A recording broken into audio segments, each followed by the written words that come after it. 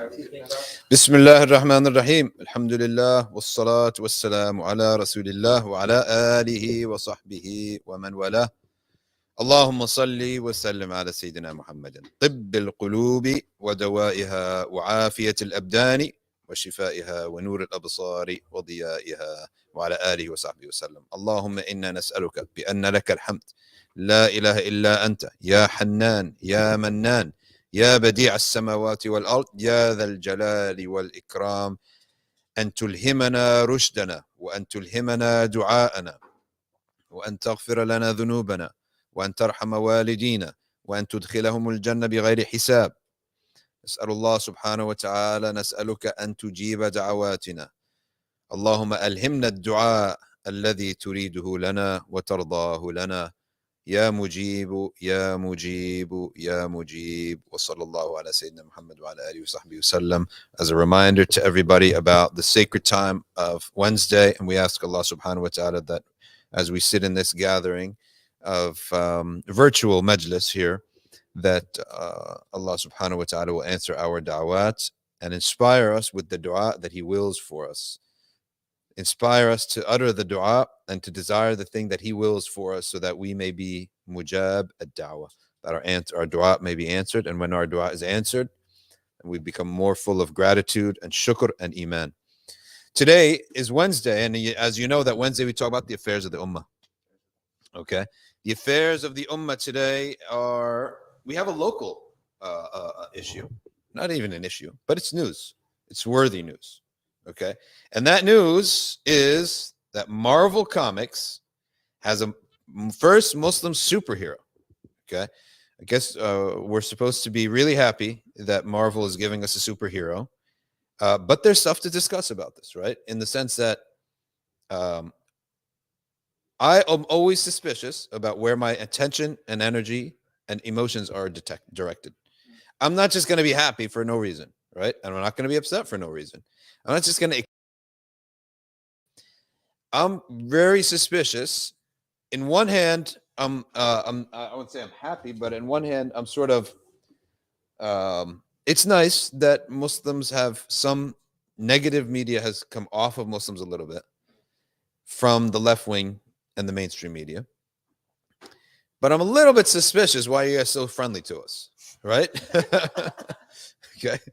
It's like we went from 9/11, everything is bad. Everyone, mainstream media, everyone was talking this nonsense about Muslims and everything, which, by the way, some of it was true, right? Some of it was true. Like there are real human beings in ISIS or in whatever organizations. And then it's swinging back. Now everyone wants to be involved as being friendly to Muslims. Like Muslim representation. We'll make Muslim spaces, yeah, exactly. Muslim safe spaces. Exactly. So I'm sort of suspicious about, take care of us, who's doing this and why. There has to be a motive, right? Now, on one hand, I don't want to be Mr. Negative either. Sometimes people just have genuinely good, attitudes. Yeah. I'm sure that there are some people. The liberal to me is a nice guy. His only problem, he thinks he knows better than God. That's a summary of what a liberal is. Oh, he thinks he's better than everyone. Huh? He thinks he's better than everyone. Yeah, he does believe he does believe that his belief and everything about him is superior to everyone. You could lift that up and then lift it up and tighten it from there. So he just thinks that he knows, better than everyone else. Hey, take a seat, my man. Fadl, are you joining us today? Join us. Show everyone that neat haircut that you got. Take a seat. So I do get suspicious about this stuff. Have you watched the trailer, Dr. Shadee? I did watch the trailer because Sohaib sent it to me. Okay. And he noted, he said, I just want you to watch when they say, I think she says something like, you've been wasting your time, spending too much time. And then they show Salah. They show Muslims praying, right? As if like that's the waste of time. So if someone is really being really nice to you all of a sudden, and it's like only 10 years ago, you were smashing us and you were getting your notifications from the State Department, right? Because there was a lot of money to be made in the war on terror. So there was a trickle down, I'm sure, from the editors to the editors of this thing to of the mainstream media. to make sure certain news stories hit regularly to justify these wars, right? So some people may be too young for the early 2000s, but that's what was going on. So 9/11 hit, then it was the Afghan war in, I think, October of the next year. So it took them 11 months, I think, or something like that, or more than that, actually. It took like 13 months for the Afghan war to start, if I'm not mistaken, because it happened in September. Or wait a second, no, sorry, one month. 1 month, he went right away, right? Ryan, you want to look that up first? Yeah, the Afghan war started 1 month later. Yeah, it was Pretty immediate. One month. What am I saying? 11 months. 1 month, right? So they solved that. They solved that crime so quickly, even though all the evidence was incinerated, right? But they solved that crime real quickly. They figured out it was bin Laden. Plenty of other little crimes we have no clue who did them, but this one we know. Then they go to Iraq 2 or 3 years after that, right? And so we have all these wars. It's got to be in the conscience of the electorate, of the taxpayers, and of the parents of these soldiers that there's a reason for this war. So that's how the media happens. However, the editor, they choose people who truly believe in these things. That's what I believe. Like the editor may be being told, right, we need to push this out. And they're not told like directly, you need to do this, but there are meetings. I'm sure there are meetings, right, where they get the idea that this is what we need to push out. It could be the opposite too. It's like an idea comes up. It's like, yeah, we can't talk about this. Yeah.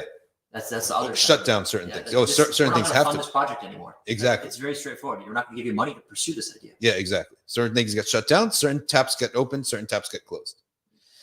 But the editor then will probably then go look for someone who genuinely believes in this. So I don't believe that the journalists and the reporters are people who are just told you have to report this, you have to do that. They probably genuinely believe, but the editor will choose the one who genuinely believes in this. So there are people out there, I'm sure, who genuinely believe that everyone should get a fair shake. And I don't like the way these Muslims are being treated, right? I believe that. There are probably people who are very genuine. It sort of comes out sometimes. But as a whole of mainstream media, and including Hollywood even, you sort of just wonder, okay, all of you now have the same opinion? Where all of you had the opposite opinion 10 years ago, and now everyone is sort of bending over backwards to give Muslims representation. All right, there's some nice things to it, but I'm sort of suspicious. Because the way that they're looking at Islam, we have to keep in mind, is merely as an identity. No different than they would look at like an Italian or someone Asian or someone from the subcontinent, okay?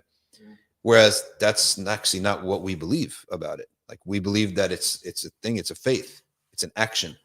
So what is an identity? Let's Maybe we should start. Okay, good. So an identity to me, the way I look at it is there's two types. Okay, there's one that is superior than the other. The one that's superior is the one that you choose. The one that's inferior is the one that you're born with. You're born to this tribe, to this culture, to this ethnicity, to this time period, even to this continent. We call those I always forget this word. It's essentially it's things that you don't choose. Yeah, I don't know what you're referring to. Right? Yeah, yeah. It's things that you have no choice over. That identity is an inferior identity. It's just something that you should be grateful for. Alhamdulillah, Allah chose for me to be this. Right? I'll make the best of it. You don't even have to like it. Right? It's not your choice. But Allah chose it for me, alhamdulillah. And Allah says, I may choose a thing for you and it's bad. You don't like it, but it's good for you. And I may choose something for you. There may be something that you like, but it's bad for you, right? So we accept that. The identity that's more valuable is the identity that's more valuable is identity that's your choice. That's what's important.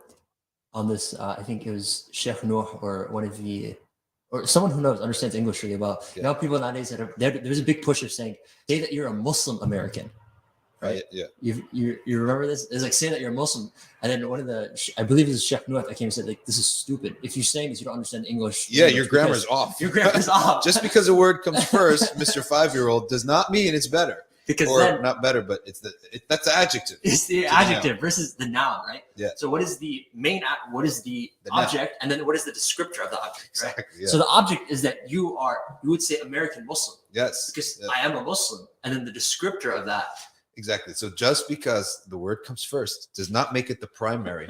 The primary in the English language is the second word, right? The red car. The attribute comes before the noun. In Arabic, it's the opposite, right? We put the noun first, sayyaratun hamra. We put the noun first, and then all the descriptors come after, right? In English, the descriptor comes first, and the noun comes second. So when Islam is treated, when the Muslim identity is treated with a lot of, it's given priority. So Marvel is making a show on it. Right? This doesn't happen from nothing, right? There's a lot of thought that went into this, a lot of market research that went into this. But is the doctrine of Islam being respected? Are the beliefs and the practice of Islam being respected? This is like, I think, That's I'm not sure if we should watch the full trailer or not, but like it's one of those things. If you watch it, you'll understand. Like, subhanAllah, this is like such jahiliyyah. Yeah. Because essentially the premise is this girl wants to get superpowers so she can become popular and like the attractive guys in the school will then like start to appreciate her. Yeah. And so it's not even like even her intention from a purely superhero perspective. Right? It's a lowly intention. It's a lowly intention, right? It's an insult. Right? Right? it's compared to like Batman, right? Batman is like fighting the inner demons that he had and watching his parents get shot like right in front of him. Yeah. And then it's just his trauma and overcoming his trauma and his lack of ability to control certain things, right? Yeah. And then he imposes limits on himself so that he doesn't go out of control just like the criminals do, right? Yeah. He tries to make a delineation. There's so much nuance and complexity in this character. He actually wants to save the city. He wants to save Gotham City, right? It's selfless. It's beyond him. You know? Yeah. And this is like some loser. No offense, but that's what it came off of. And they keep put her like, and it's not like some innocent kid like Spider-Man. It's like an innocent kid and bumps into some superpower by accident. Mm-hmm. But when I looked at the trailer, it's like she's sort of like a goofy, but she's not someone who is thinking of anything beyond herself, at least what the trailer shows. I don't even see the movie, but to be fair to it, but that's what it shows. And that what she's actually going to end up doing, or part of the things end up doing, has absolutely nothing to do with the goal of a Muslim. So that's the problem with Islam as an identity. It just doesn't work. Islam is an action, right? It's an act. It's something that you do. Now, you could have made a Marvel comic that just happened to be a Muslim, right? But this seems to be that they're really putting that as the main thing. Muslim superhero. Okay, so she like practicing Islam better than everyone else. That's what a Muslim superhero would be, right? So superhero to whom? Yeah. To whom? So you want to choose a to defeat her. Yeah. if you want to be diverse and inclusive to the Muslim, why don't you respect the Muslim worldview? No. Right? So you're respected a Muslim, but not in the way that a Muslim wants to be respected, right? Or believes is respectable. You're still catering to the monoculture, which is whatever you said, chasing boys, chasing girls, whatever it is. Getting popular. So, of course, because that's who their viewers are, right? That's what the ticket is. That's who's paying the ticket. Do even people go to the cinema anymore? They do, actually. Yeah, no, it's getting popular. It's getting back into it? Yeah, I think people are getting back into it. Okay, so Iman Vellani stars as teenager Kamala Khan, a young girl with a big imagination who loves gaming and writing fan fiction about her super idols. But she feels weird, okay? And she develops superpowers just like the heroes that she idolizes. Okay. Stars include Mark Ruffalo and Brie Larson. Why does nobody like Brie Larson? Like in the Hollywood scene, I've always heard that. Like she's annoying to them or something. I don't know what. They always said about her that she's an annoying type of person. Like I don't know what. But she became like super feminist at some point. Yeah. Isn't that everyone though? Well, she wasn't like that before though, and then she just like out of nowhere is okay. But even like her vibes with her co-stars, co-stars said that they don't like working with her. Okay. It's a brown girl from Jersey City that saves the world, she says. Okay.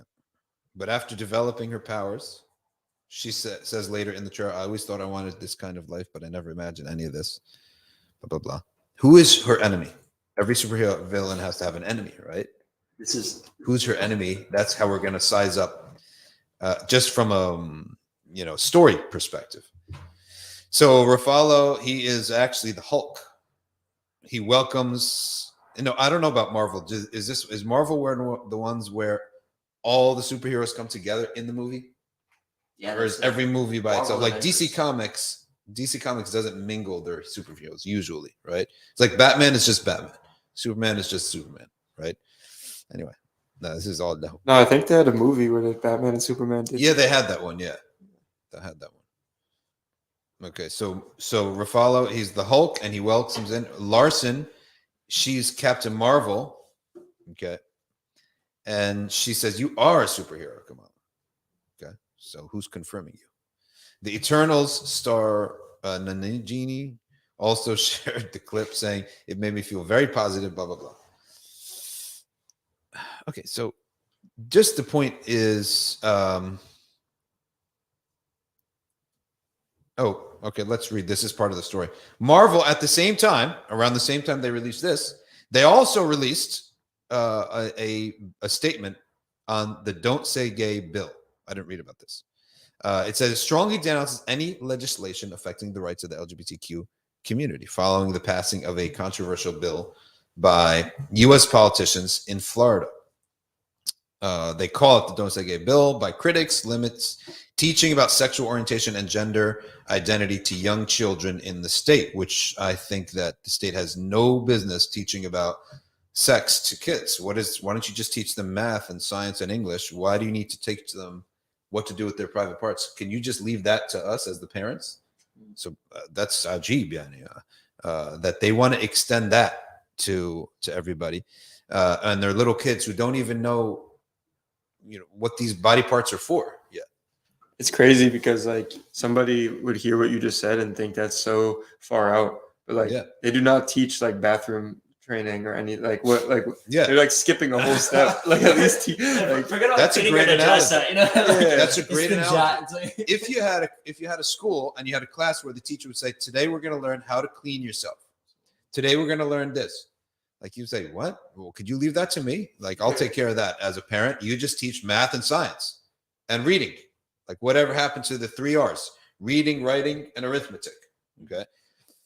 Like, just could you do that and go home? Because I don't know you, right? You're a public school teacher. I don't know you. I don't want you talking anything personal.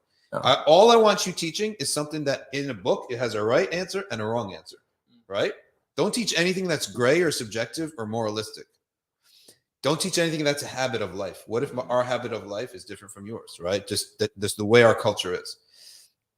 What if someone start teaching like beliefs? Yeah. Right? And promoting a belief. So this stuff is a belief. But you know what the amazing thing is? Yeah. They don't believe it's a belief. Yeah, they consider it they'll tell you, don't indoctrinate your kids. Yeah. But they won't believe that they're indoctrinating their kids. Yeah. So they don't let your kids choose. Type. Why don't you let us choose? Why does everything have to be you keep preaching the same message? Right? Well, if you want us to let our kids choose, and you're telling us how to parent, first of all, your result of your parenting is not that great. That's the first thing to say. But you want to tell us how to parent, and you want to tell your kids to choose their faith. So show them all the faiths. Okay, show them the good and the bad of everything. Do you show them the good and the bad of, let's say, hypothetically, the LGBT lifestyle? Do you actually objectively show them both sides of the coin? There's like health. Aren't there health issues? HIV. Tons of it. What about like multiples higher than in the straight community? Exactly. Those statistics are now taboo. You cannot talk about those statistics. How about let's talk about what happens when you are in that lifestyle, and I'm not even gonna say that lifestyle, even straight, but he just sleeps around and he never marries. What do they look like when they're 60 years old? Like, what's that life like when they're 60 years old? You know that you really need kids around you when you're 60, 70, 80 years old. Or else your brain will just stop working. Like, you will be so depressed. Okay. And one of the greatest causes of death is grief. And one of the greatest cures of grief is kids. Now, what parents want their kids around some stranger? You need to be related to them, right? Think about this. They never think about this element. There's not a lot of thought given to those 3 decades of life. Like 55, 65 to 75 to 85. A lot of people live to 85. That's 30 years of your existence. You can't be miserable for 30 years, right? And there's not a lot you can do. Your hunger for making money goes down. Your ability to work goes down. Your desirability for physical temptations goes down, your ability to actually do adventurous things goes down. What do people have left in that 30 years, which is a ton of time, right? They have kids and grandkids. That's what keeps people busy at that time, whether you like it or not. That's the truth, right? Why don't you tell us who lives a better life? People who lived and have a decent marriage, a good marriage, and a bunch of grandkids that they're living with, or someone who slept around, whether gay or straight, for their whole life, and now is all alone and is a creep, right? It's the truth. And and all his friends are dying. So who's he going to befriend? No, right? This came to mind. I was looking at STD prevalence in nursing homes. Yeah. Because they have nothing else in their life, right? Yeah. In nursing homes. In nursing homes. They resort to the pure physical. Yeah. Study done by Berkeley University, California Wellness, uncovered significant increase in STIs amongst adults over 65 and over. Wow. Between 2010 and 2014. Imagine what it is now. Chlamydia infection increased by 52%. Syphilis increased by 65%. Gonorrhea cases increased by over 90%. Yeah, because these guys have nothing to lose, right? They have, and also, you've been doing this your whole life. That's you just true. Continue it until you die, and you're just an animal. So right? that's what you are. That's all it is. You eat, sleep, right? And you screw around. Here's the thing. I have a spiritual analysis to this. If Allah doesn't want your people to exist anymore, He makes this lifestyle attractive to you so you don't reproduce, right? Think about that, right? Whereas if Allah wants a people to exist because they fulfill a decent function in society, He makes attractive to them a lifestyle that produces other healthy human beings. Think about that, right? So let's see what else these people are saying here. You want to comment on this bill? Keep reading, yeah. This bill, I was pulling up, what are the key points of this, right? Mm-hmm. The key passages of the bill are, number one, instruction on gender and sexuality should be constrained in all grades. Repeat. Instruction on gender and sexuality would be constrained in all grades. Constrained, yeah, in all grades, yeah. All grades. Schools would be required to notify parents when children receive mental, emotional, or physical health services unless educators believe that there is a risk of abuse, abandonment, or neglect. Okay. There needs to be a bill. There needs to be a bill for this. Continue. Yeah. Parents would have the right to opt their children out of counseling and health services. Yeah, I don't want you strangers talking about counseling. Someone who you don't trust, someone who you don't know. I don't even know you. I wouldn't let you in my house. Why would I let you in my kid's head, right? Yeah. Parents could sue schools for violating the vaguely written bill, and districts would have to cover the costs. Wonderful. Florida would rewrite school counseling standards. Good. Right? Yeah. And this is a controversial bill, though. Bro, I'm 100% with all these limitations on the basis of, if you want to not talk about, because it's treated like a zealous, religious belief, the belief in this sexuality beliefs, fine. Let's leave that aside. Strangers talking to my kids, right? If I go in a room and I know, like you guys, right? And I come upstairs and I left my son here, and I come back and says, well, so what's happening in your home, right? I'll be like, we're not friends anymore, right? Get out, right? You would have you wouldn't dare to do this, right? Yeah. I wouldn't say, imagine I go to someone's kids in the masjid and say, so tell me, do your parents treat you well at home? You'd be fired from the mosque, right? So just from the part of being a stranger to them. Okay. Number two, we also need to get to the bottom of what's going on in Texas, because there's some other crazy bill on that. Fed, you got your phone? Yeah. Could you look up what's going on with the governor of Texas? He's under fire for a bill which I think also we would probably agree with. Yeah. All right. Keep reading. I was actually going to say one more thing. Yeah. On this, even the idea of giving your child a choice is an opinion that you're indoctrinating with them. That's your belief, yeah. A lack of opinion, a lack of belief, it's still a belief.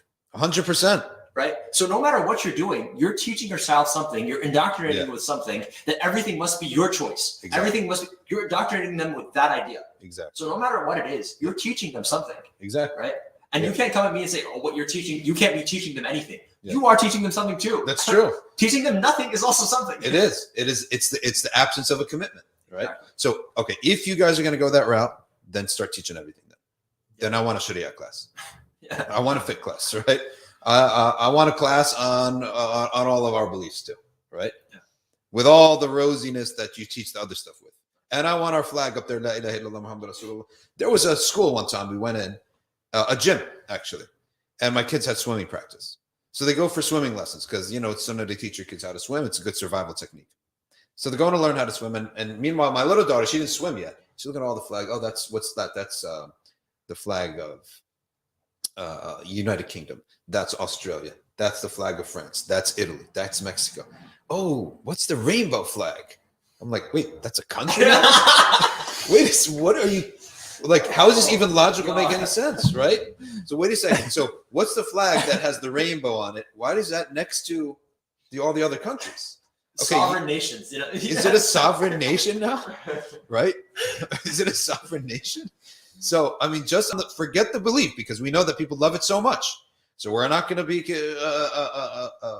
trigger you on your thing. Fine, that's your thing. Go do your thing. I have my beliefs on it. Lakum dinukum waliya din. But on the logical perspective, is it a country? You're actually confusing kids now because they think it's a country. Yeah, I think they need to acknowledge that it's a belief. Yes, they have to acknowledge it's a belief. You have a belief of what you think is right. Exactly. And what is it based in? Yes. Nothing. It's based in your desires. It's based in your desires, and because it's that's pseudo logic. It's pseudo logic, right? Put it in a syllogism, right? You can't do that. You cannot put it in a syllogism. And is it a transmitted knowledge? No. Is it an experimental knowledge, like that we could do a scientific experiment? No. It's your desire. Okay.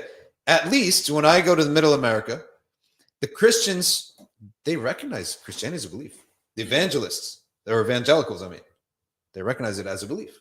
I can live with that. I know that they hate us and they want us to die. You know that we're not beloved to them, right? Mm-hmm. Even though they're at war with the left, they hate us too, right? No problem. But at least I can understand and put your beliefs in a box and study them and know what I'm walking into, right? And at the same time, I recognize that it has some kind of a value is similar to ours. Like, we value similar things. The framework is pretty much similar, right? That you're recognizing it as a belief. But this other crowd, you're like telling us, no, this is it. This is an absolute fact. If it's such an absolute fact, why are we only discovering it in 2020? In 2022, right? Where's the rest of humanity? Were they dumb, right? I feel like one of Imam Ghazali's arguments against the falsafa would work really well here is if your metaphysics is as concrete as your mathematics, right? Why do you have so much internal discussion amongst yourself about this? That's true. You disagree amongst yourself about this this philosophy. Yeah. But anyone disagrees and argues about 1 + 1 = 2? No. It's a straight fact, right? This is the fact. If you want to say this is a fact, this is a fact. Exactly. So treating your belief as if it's a fact, that to me, you're basically playing outside the rules of normal engagement, right? Even there's like rules of war. There's rules of intellectual wars too. The rule of intellectual wars, you cannot treat a subjective claim and a desire and a belief as if it's a fact, right? Mathematical fact. Mathematical fact. You guys, the left, you guys got what you asked for, because Trump comes around with his own facts, right? And his own view of reality, which you all agree is warped. And we could say he warps the reality the way he wants it to be. Why are you upset? You do the same thing. Exactly. Right? You all have telling us, and it's like jihad right now to say that, wait a second, I think a guy is a guy and a girl is a girl, right? That's like that's a controversial statement now, right? That gender and sex are one and the same thing. That's a controversial statement now. So you guys have warped that and forcing it down our throats. So our problem, with no pun intended with that, but the problem with that, the issue is that we don't know where it's ever going. Like, no one knows where this is going. I could sign up to go take citizenship in a country and live in a country. Tell me what you guys believe, so I don't offend you guys in public, so I can just choose whether to live with you guys or not. Let me know what your book is, right? And then, okay, this is what we believe in this country. And then I'm going to come here, and every 5 years it's changing, number one. Number two, like, what is it rooted in, so that we could study it? We don't got that. I can go to the evangelical states, and I could read their scriptures, listen to their preachers, and have pretty much a clue of idea of what the box is, that if I was running a little shop there, what not to say to offend my customers, what to say to offend my customers, right? Can't do this here. It's changing every 5 years. It's because it's based upon whims, like the wind comes and goes.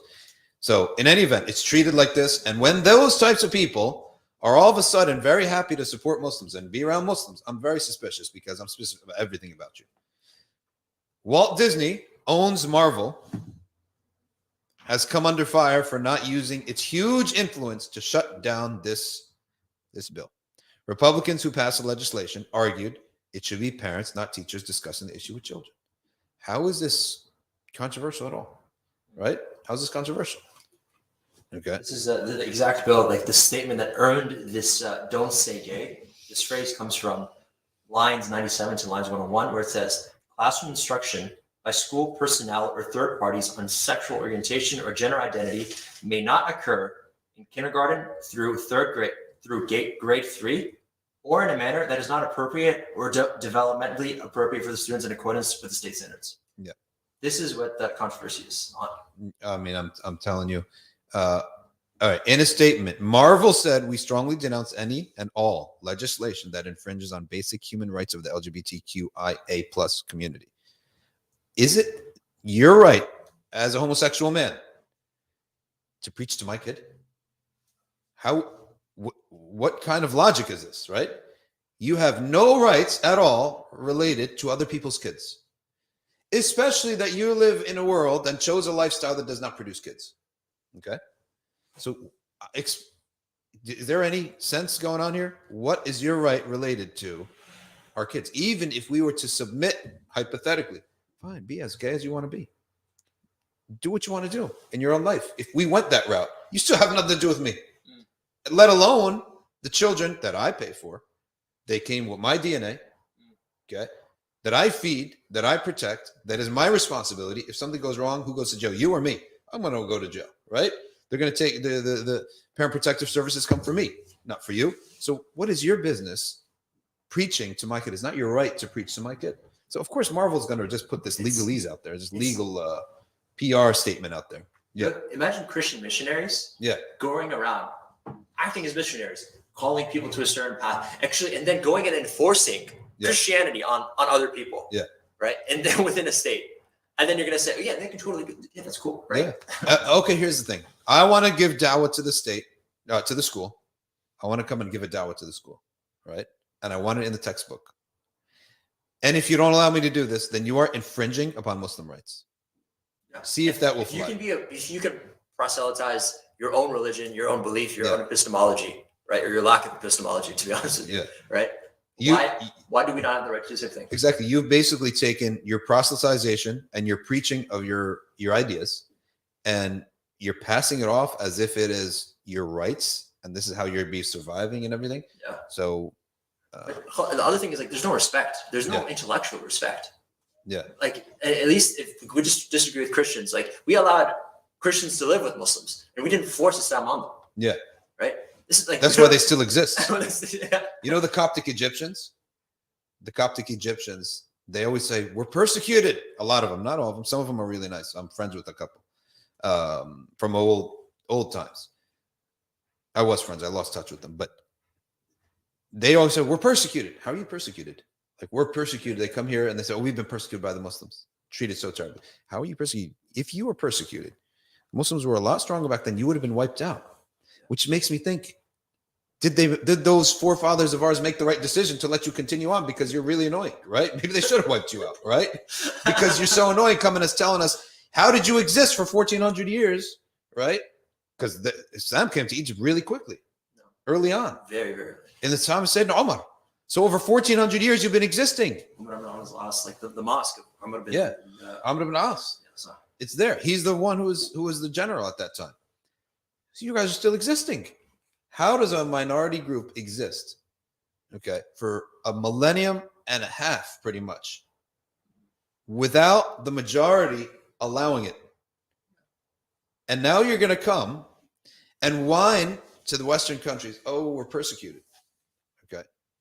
If you were truly persecuted, you wouldn't exist, okay? And you start to, it's so annoying, they start to think to yourself, wait, why did they let you exist, right? We didn't. And here's the other thing: we didn't go into their schools and enforce like an ideology of Islam has a millet system. I love this system, the millet system. The millet system of Islam is that, number one, If you come to us with a philosophy, you need a concrete philosophy, a book. Give us a book so that we know what to call you people, right? Christians, Greek Orthodox Christians, Catholics, whatever you are. The Ottomans, what is your religion? You have a book, you have a name to your religion, you have a doctrine we could read, right? Then we accept you. All right. You guys now, you have your own court system, your own education system. You can have your own town if you want, right? And you're going to have an imam, your emir. That emir will report to the government, right? We're talking to your emir. He is the liaison between us and you. The Muslim then will not come to your schools or your courts. You got your own courts in the millet system, it's called. Millah is a group, right? But the millah has to be intellectually defined. In other words, what are you? Jews? And other religions existed too. The Hindus are accepted by the Hanafi school. Okay, you have Hindus. So what you have a book. Okay, you have to have a book of philosophy. Can't be nothing. Some rules and some structure. Some structure, and you have to have a leadership. Okay, and that you get your own schools, your own towns, even like section of part town to live in, your own courts. As long as you guys it's something between the two of you, go in your own imams and your own book will judge it.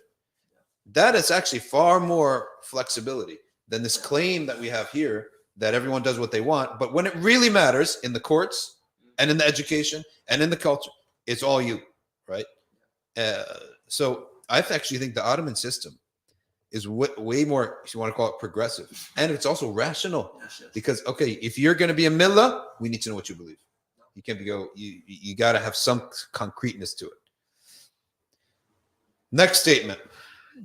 Disney chief executive Bob Chapek, he suspended the company's political donations in the state and apologized for the company's silence. In a statement, Marvel has now said, we strongly denounce any and all legislation that infringes on the basic human rights of the LGBT. So we didn't realize that it's a human right now for you guys to preach to us. Marvel Studios stands for hope, inclusivity, and strength. How about inclusivity of people who don't want this? The Millah system is like the ultimate way to coexist. It's the only way. This is true coexistence. Yeah. Not one group forcing their idea on another group, even if one of the groups is in power, right? Yeah. What they do here, they keep your face and they ratchet out your epistemology. Epistemology is what is our source of truth and certainty, right? What is the source of what we believe? That's epistemology, right? So you can't come and say, okay, keep the face, keep everything superficial, but your source of truth has got to be this, right? Your source of thinking, your way of thinking has got to be this. What the Sharia came with is, on the one hand, it said you need to have a concrete thing, a religion, a belief system, okay? So that we can deal with you. Otherwise, we can't deal with you. Secondly, you get to keep believing that way and rule yourselves that way. You get to live by that, right? You get to live by your law, your marriages, your judges, your debts, everything internal to you.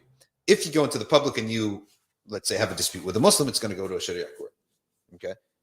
It's going to go. So there is this element where once you exit that and you mess around in the public sphere with everybody else, then the law that you are going to be judged by is Islamic law. You can go study that. It will not change forever. It's like state versus federal law. Yeah. Like if you go into another state, exactly, and then you can have, now you have federal offense. Exactly. And now you cross state borders. Exactly. Now you have two different laws. So what's going to happen? All right, neither of you. It's going to be federal law. So, but the beauty of the thing in Sharia is that you can be 15 years old and have studied exactly how am I going to be judged in that court, right? By that law.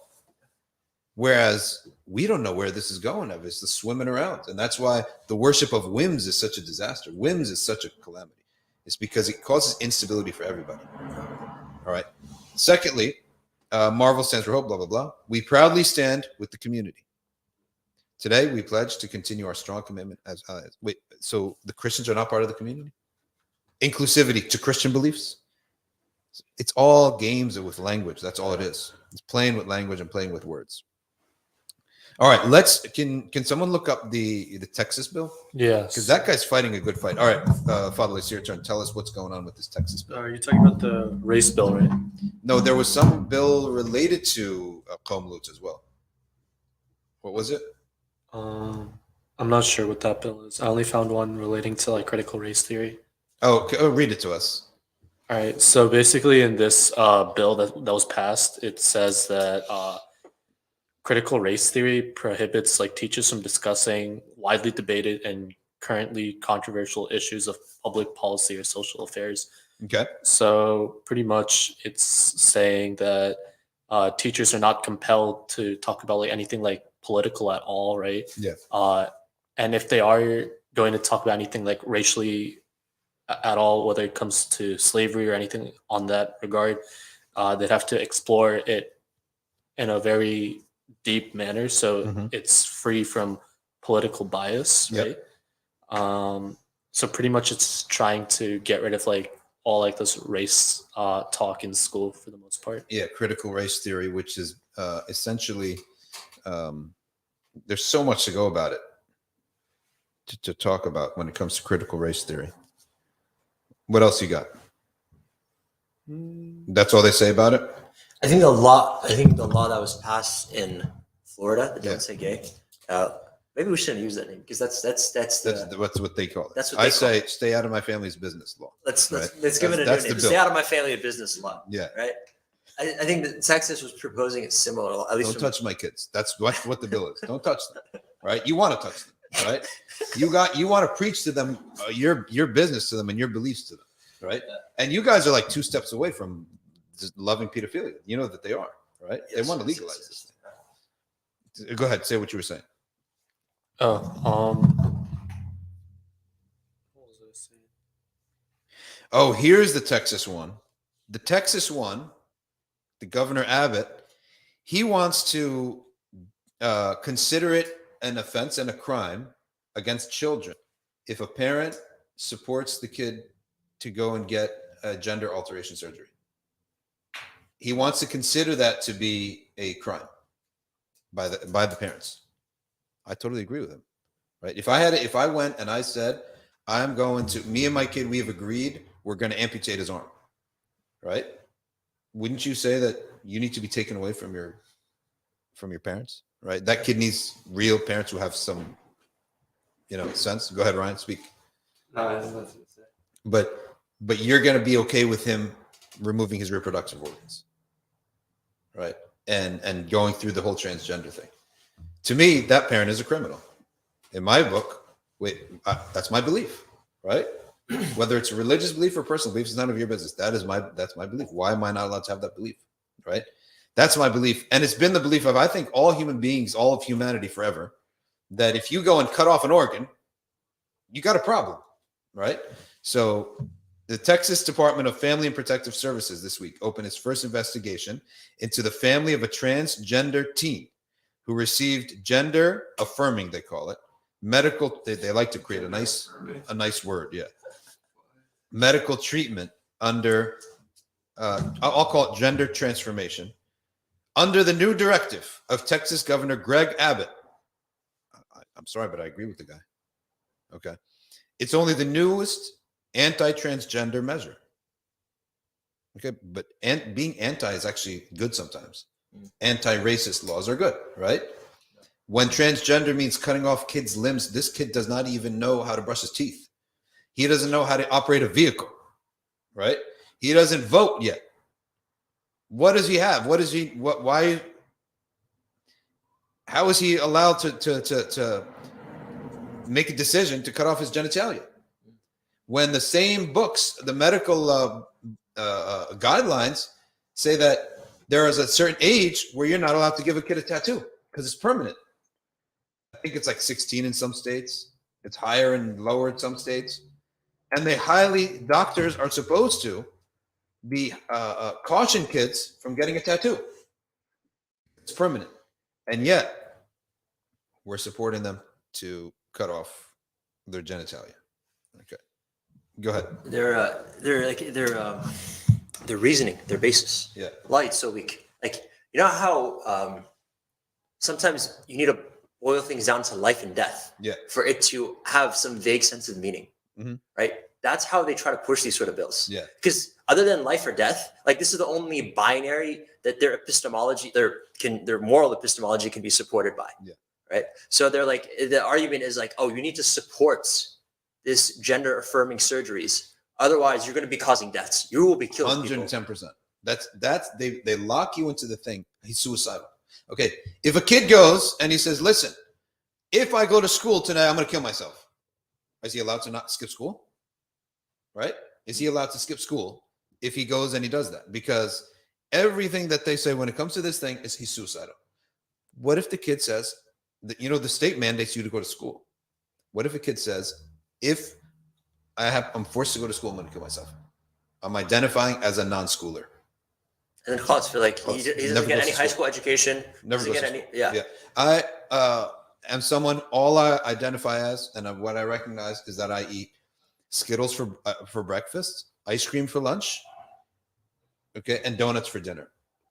A diet that's going to ruin your teeth and give you diabetes, right?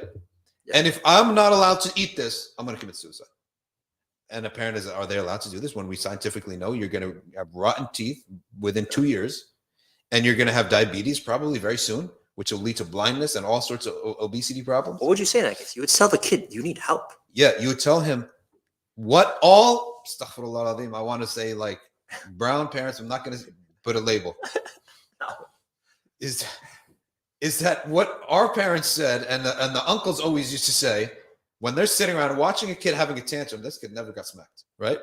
I'm not saying smack the kid, but sometimes you say, stop it, stop being stupid, right? At a certain age, when they understand, stop this, what you're doing.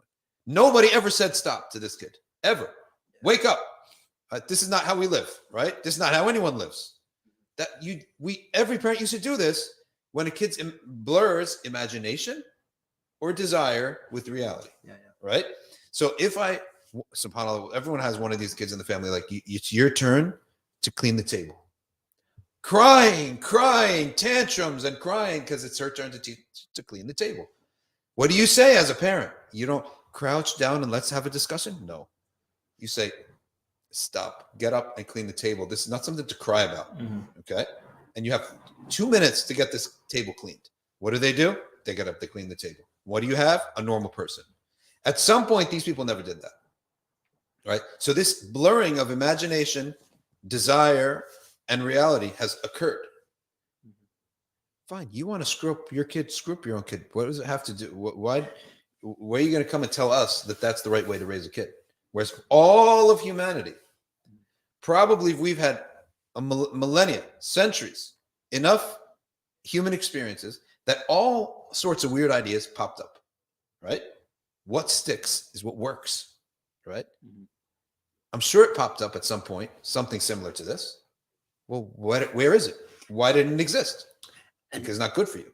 Yeah. So it was gender dysphoria was recognized as a mental condition starting in the 1980s with DSM-3. Okay. DSM is like the list of mental illnesses, right? So it was recognized. This is just like schizophrenia is recognized. Yeah. Tourette's, like this. I'm not sure if Tourette's is a mental illness or not, right? Yeah. But just like you have a list of mental illnesses that are recognized. Yeah. This was a recognized mental illness until very recently. Yeah.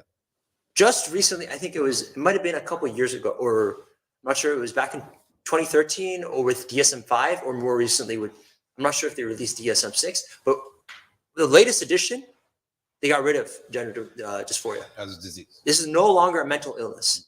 Yeah, it went from mental illness to like a praiseworthy quality, right? Yeah, like you have gender dysphoria. It's no longer that, okay, you need to go to see a psychiatrist because you need help. Yeah. Right? That's how it used to be. Yeah. Right? And now they're changing the literature now. Tell me something. If your body clearly shows that you're a guy, but you're telling me you're a woman, why is there no analogy? Why can't we make an analogy that someday you tell me you're a frog, right? So this is what they do. They disassociate. Yeah. This is actually like a philosophical problem. It's a belief. Right? It's that you can add your essence, right? It comes after your existence. Yes. As opposed to your essence being before your existence. Yeah. Right? Like your essence defines your existence. This is more so, correct me if I'm wrong, this is like the Islamic belief. Like your essence, like who you are, you're a human being, you have certain attributes. Allah gave you certain attributes and then you start to exist. You don't create your attributes after your existence. 100%. Yeah, and they're the key attributes that you have as a human being. Yeah, and your physical attributes, like your aql, like for example, your sanity. Yeah, this is an attribute that Allah gave you, right? And if you don't have aql, then you're treated differently, right? Yeah, you have your own set of standards. They believe that they spread up into sex and gender, right? Yeah, I believe sex is biological, and then gender is what you, this is the essence of you. Here. This is you can determine. You could figure it out on your own. Yeah. Right. So it's not predefined for you. And it's something that's ever changing. Yeah. And it's not matching the real world. It doesn't have to match the real world that you're given. Right. Well, we said it's totally the opposite, right? That your essence is chosen, then you're given the biology that matches that. Okay. And that the physical thing and your feelings, okay, if they ever don't match, we say fine. But you still have to live based on something, based upon that. Yeah. And if you don't do that, because no one has the right to tell you how to live except the creator. So that's why the idea that we have a creator is we have certain moral gray areas that he puts a line in the sand for us, right? And says, you don't have to be some, let's say a regular heterosexual male. He has desire for all these women. Fine. Have desire all you want, but lower your gaze and don't touch them. That you have to do. Other feeling of in terms of gender dysphoria, fine. You have gender dysphoria. You feel like a woman, no problem. Feel what you want to feel, right? Yeah. But your creator is telling you, I created you as a man, so you have to live like a man. You have to obey certain things and act by certain things, and then you're going to be fine. So one of the highest level of taqwa is acceptance of Allah's qudra. Like, this is like you accept Allah is like decreed this from you. Yeah. And right, being a lowly servant, being someone who's broken, I accept this. Allah is Qawi and Aziz, right? He's the most strong, the most high, and most elevated, right? So, and one of the greatest contemplations is the name of Allah, Ad-Dar. Many people wonder, why does Allah call himself the one who brings harm? This is an amazing name that should give you complete relaxation and hope. Why? Because that tells you where the source of harm is coming from. If the source of something bad is coming from Allah, that means I know how to undo it. I know who can undo it. And number two, there must be a good reason for it. So darar means I'm not happy with this. It hurts me. I don't like this. But just because you don't like something does not mean it doesn't have a wisdom. And who's the source? If we didn't know the source of a harm, you could never solve it. But because we have the source of a harm, we know where the source of this pain is coming from. I can go to that source and ask him to remove it or show me the wisdom behind it. Because Allah Ta'ala, he may not remove it from you right away, but he'll show you the wisdom. When you know the wisdom, you can get through it easily. Just like a surgery, right? And you can think of all the great things that are going to happen after, this surgery. Okay. I can get through the surgery. I can get through the rehab. I can get through the pain. I can pay the bills because I know after this surgery, let's say I'm going to walk again, right? Or whatever. I'm going to see again. So I can tolerate all this pain now. I'm still in pain. Nothing changed outwardly. What changes inwardly that I believe now that there's some good that's going to come out of this. Any Muslim with this aqidah, so many of the world's harms and pains will be manageable and will go away. Your stress it just goes away. Dissipates. Yeah. When you believe in that the source of this is wise, is doing this for a reason. There's a story that was narrated to me. Like there's a sheikh, and he was sitting with his students, and one of the students started arguing with him about like the ruling on homosexuality.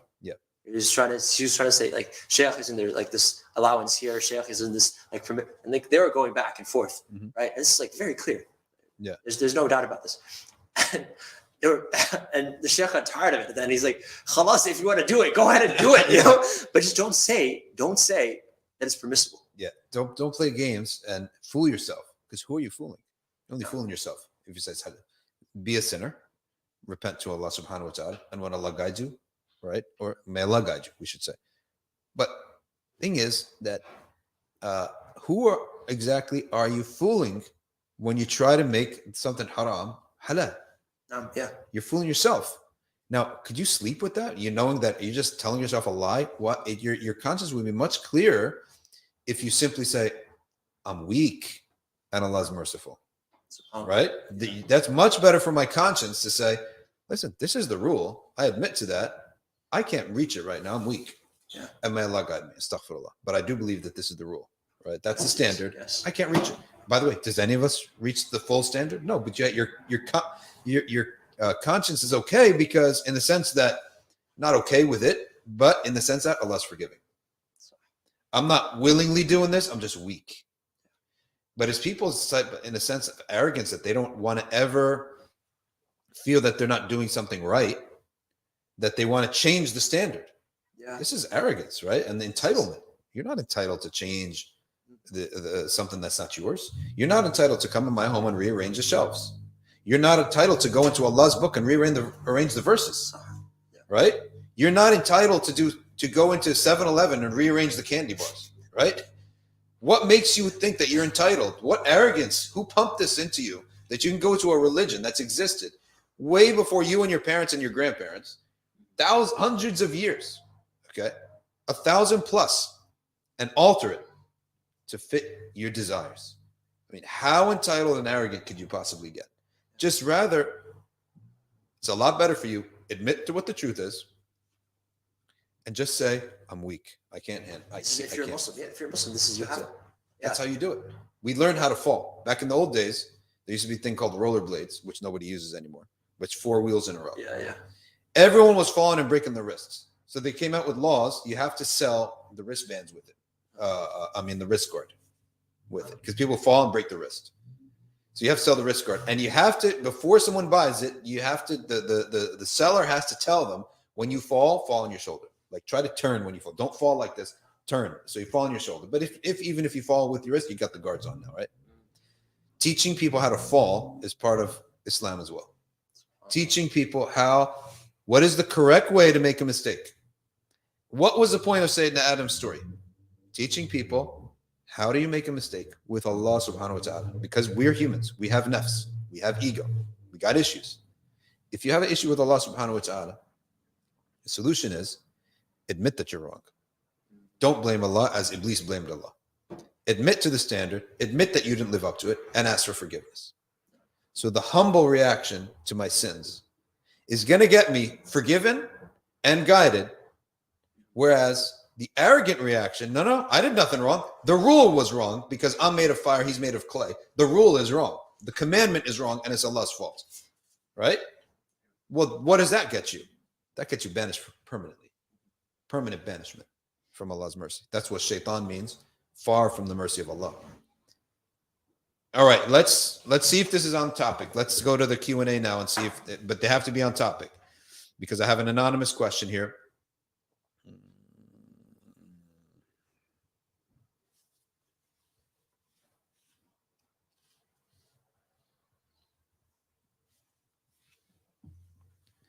All right, so this is a question here that is anonymous. Someone is adamant that I said X, and I'm swearing I did not say X. Is this considered an oath? Okay. If so, can I get out of that doubt by giving something in charity just in case I've said it to eliminate the doubt? If you're certain that you didn't say X, then you don't have to do anything, right? And this is, but now I'm doubtful. Your opinion, your testimony for yourself, and another person's testimony to you, the other person's testimony won't outweigh yours unless there's a reason. Okay. The reason is, yes, 10 times in the past, they remembered and I forgot. So the questioner that doesn't want me to say their name, which we won't, my advice to you is ask yourself, in the past, was there a moment where, like multiple times, they remembered correctly and you remembered incorrectly? Secondly, the oath that is a mistake, like that kind of oath, is not, that is just like an oath in court. That's a mistake. No, there's nothing you have to do. You're forgiven for that. Let's say I said, I stand in court and I said, Oz came in today and he left at 2 o'clock, at 1:30, right? He left right when we started the episode. And it turns out I was wrong, hypothetically, okay? No, but I genuinely thought that, so that's just a mistake. There's no sin against you. Okay, but be logical. Hey, so have you went and came back? Yeah. How was it? It was so good that it didn't happen. Apparently it was next week. It's next week. Oh, okay. Subhanallah. Suhaib is going for an interview, mashallah.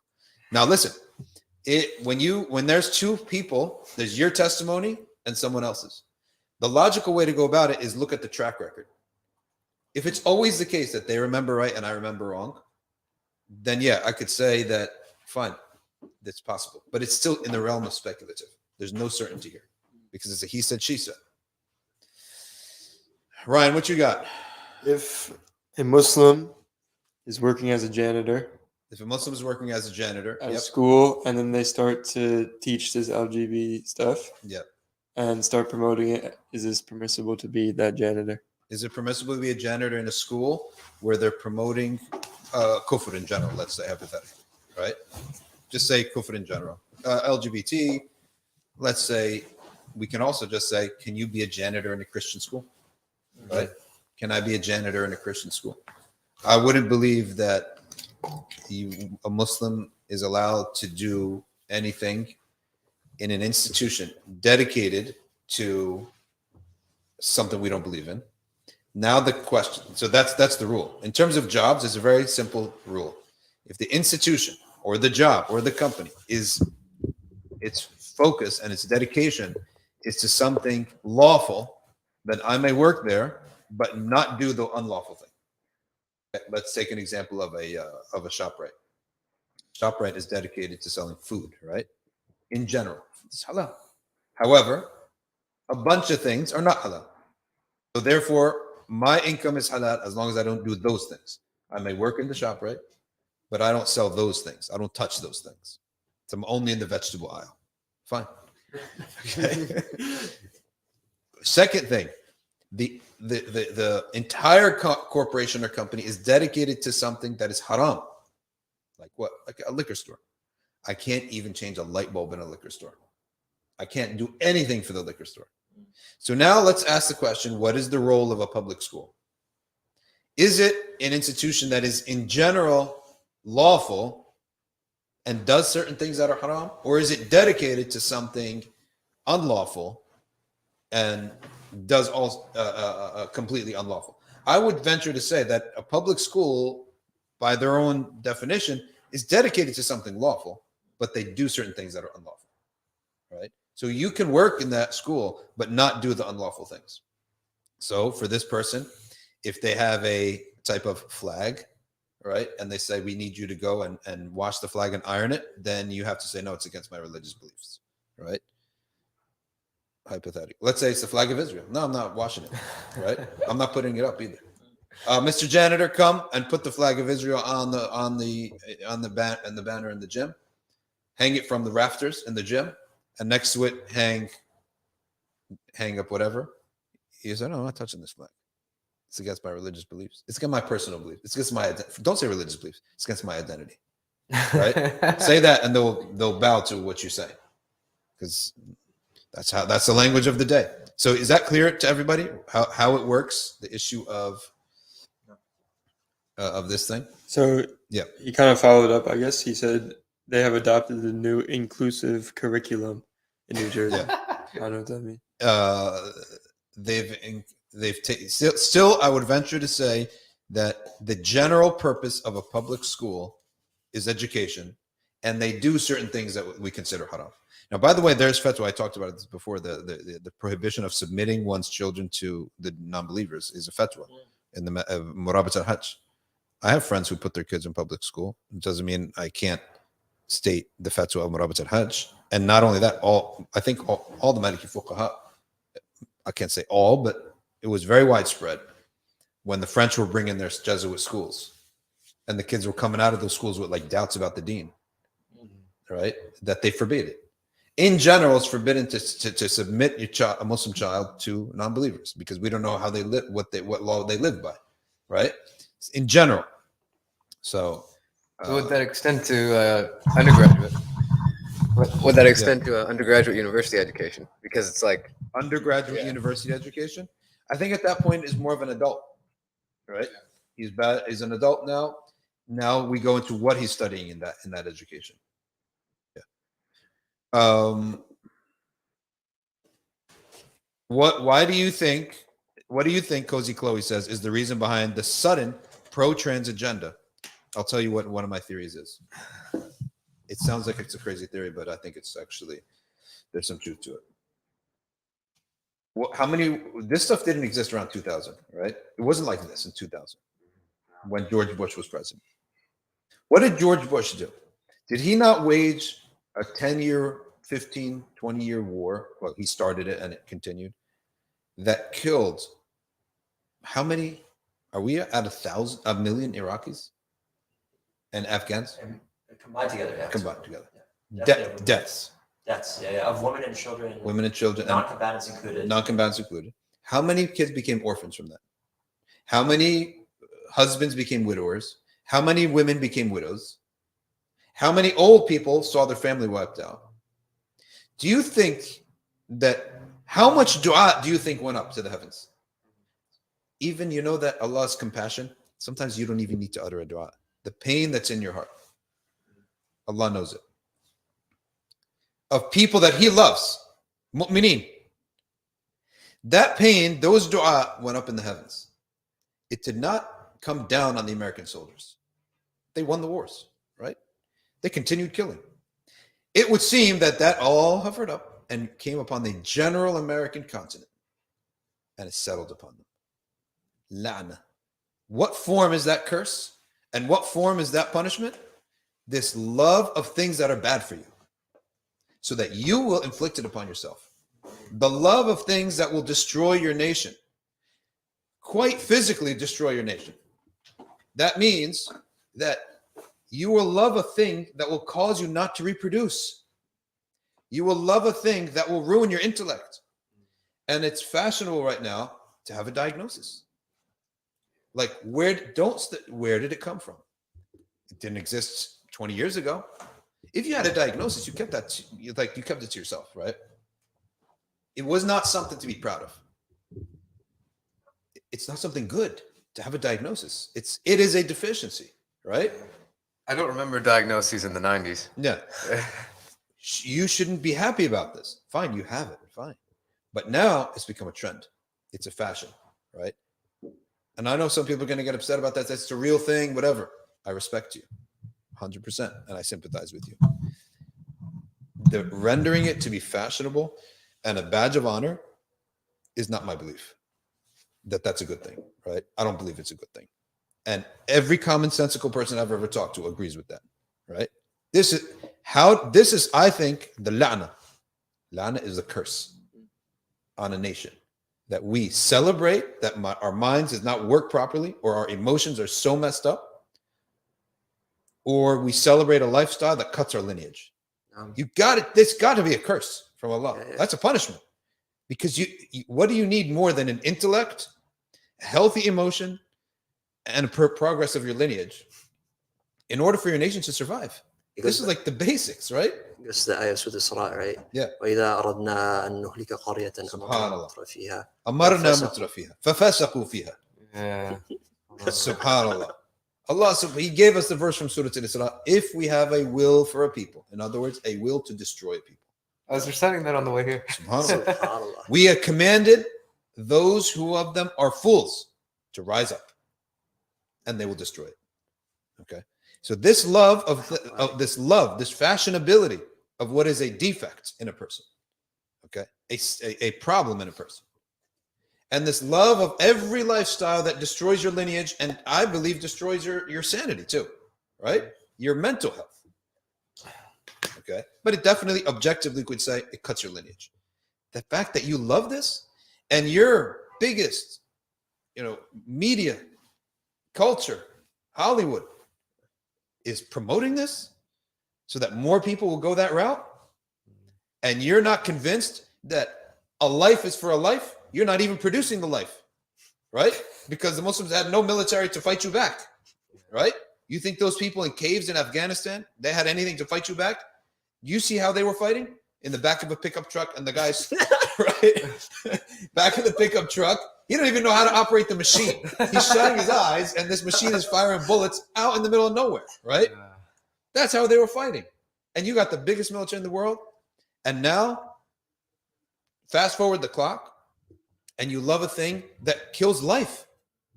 We are supposed to promote marriage and heterosexuality because that's what produces life in the world. right? Yeah. And promoting the opposite. Even the increase in like abortion preferences and things like that. I mean, like the explosion. Like, yeah. You love to kill your own kids. Yeah.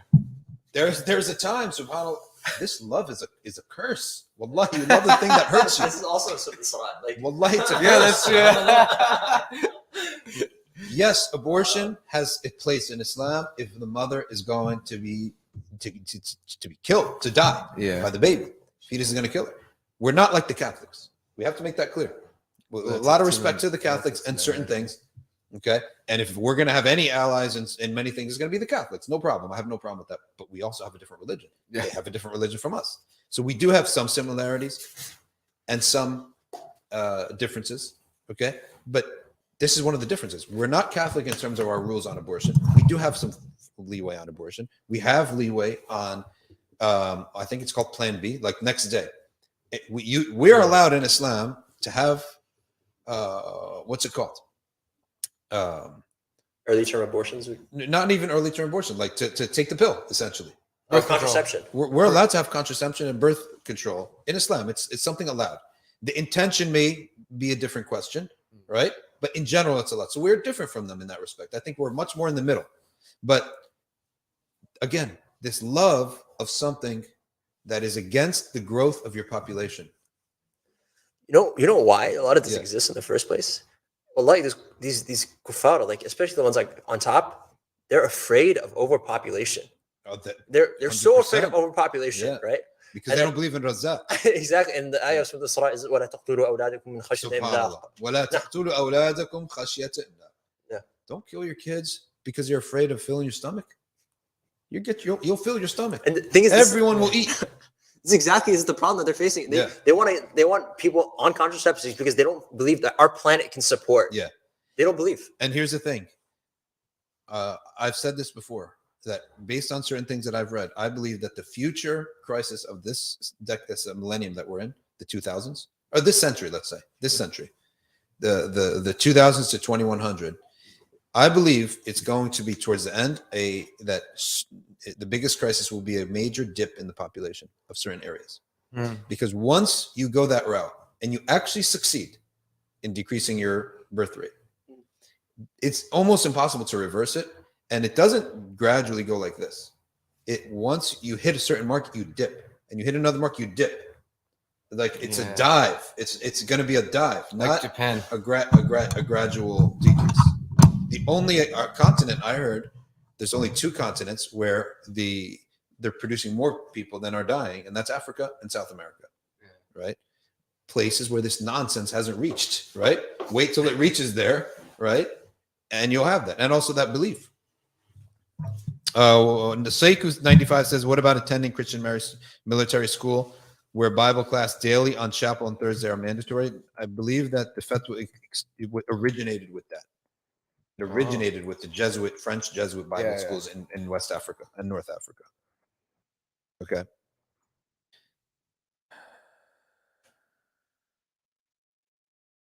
So a lot of people here from Pakistan, from Afghanistan, they are reflecting how much pain that these wars have suffered on these people. How about the drone strikes in Pakistan that have killed how many people? The incredible thing about that, even if you read their own reports, look at the reports, they'll be like, we think we killed these many people, but there's a plus or minus of these many people. They're like saying, we think we killed 20 people, but there might be a plus or minus of 25. Like, we don't really know how much that's the scale. Like when you start killing so much and without any regard for life, no respect for the right of life. Exactly. It's like with Mao, for example, right? The Chinese dictator, right? Their estimates are between, like, I've read estimates between 30 million and 100 million. It's ridiculous. 70 million. 70 million. Unaccounted for. Unaccounted for. We don't even know if they existed or not. Why? Because there's no respect for life. There's no respect for this, and the hypocrisy. Now, I'm supporting Zelensky in the Ukraine war because he's the little guy here, right? And he's getting bullied by a much bigger guy. By the way, the lady who makes these hats, she's Ukrainian, right? She told me, sorry, I'm delayed because I'm making pins for the Ukraine, right? Fine. I'm support the little guy. But the West, you are such hypocrites. You in the media, right? going on and on and on about the crimes of Putin. They don't come to 1% of what you were supporting. New York Times, right? You supported the war in Iraq. It came on your journalism that he had weapons of mass destruction, and they all turned out to be false. They made movies about how false it was. It wasn't even had hadith.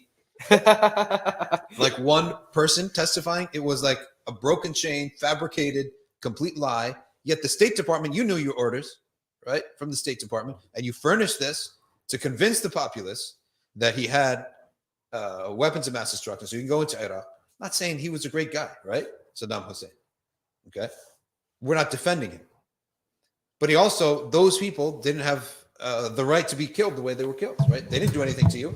But you went on and you killed so many hundreds of thousands to millions and more than millions. Okay. And now, wait a second. You guys are shocked that Putin, he's taking his neighbor. You know how many countries have taken your neighbor? How about ours?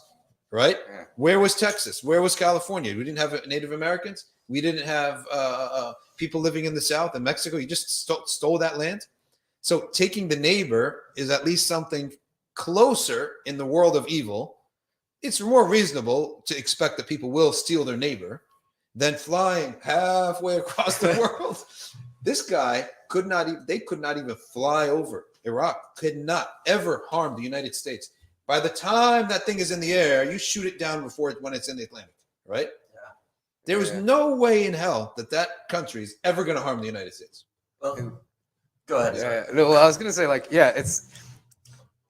regardless of Saddam Hussein, you know, there's a reason why, in our belief, we say that like a tyrannical ruler is better than total anarchy. Because once like you get rid of him, like what happened when you got rid of Gaddafi? What happened when you got like, ISIS? All these people. You got ISIS and all these other ridiculous groups. Yeah, anarchy is worse. فحق عليه القول. فحق عليه القول. We've recently explained that. فحق عليه القول. The decree came down. فدمرناها تدميرا. We destroyed it utterly. SubhanAllah. And then the point that I wanted to make is it's not. This is all like a big portion of these wars. Yeah. Largely geopolitical. Yeah. Like you need Afghanistan is in such a key place, and it's 100% for money. Yeah. For look at India, you have superpowers like India, China, and Russia, and the U.S. has no presence there in Asia, right? That is able to counteract. So why do you want to take over these Middle Eastern countries? Why do they like Israel so much, right? It's purely it's geopolitical. You have authority, you have influence in that region, which otherwise you have three major superpowers that are coming up, and then you're totally. And this is like the supervisors. If you look at the supervisors, the senior advisors to the presidents who initiated these wars, they've written books about how you need to invade Afghanistan to maintain your geopolitical presence. And what is Putin doing to Ukraine? Not to justify, but it's the same thinking. We cannot have a NATO sympathizing country on our border, right? Yeah. Again, I'm supporting Zelensky, right? I like to see he's put up a good fight, I have to say. He's an actor, that's why. He's really good at weaving a story and getting people behind him. Anyway, point being, here's a question from a follow-up question. In their minds, what are the powers to be gained from promoting the trans philosophy? I think one of them, from the big business side, is I can't imagine this is the only thing. There's got to be more. But one of them is that if there's no gender, then you don't have to sell only to men. You could sell to men and women, right? You could sell clothes. If I was a clothing designer and I only had one gender, I could sell one garment to both genders, right? But that can't be the only thing. Like, what is the greater push behind this from their perspective? I don't think they can't really believe in it because the businesses don't care. These corporations, they're not. I think they benefit them from. They'll do a SWOT analysis. They'll do their financial analysis. They'll look at the projections and they'll say, okay, if we support this moral cause, right, then we'll get better returns. They're morally ambiguous.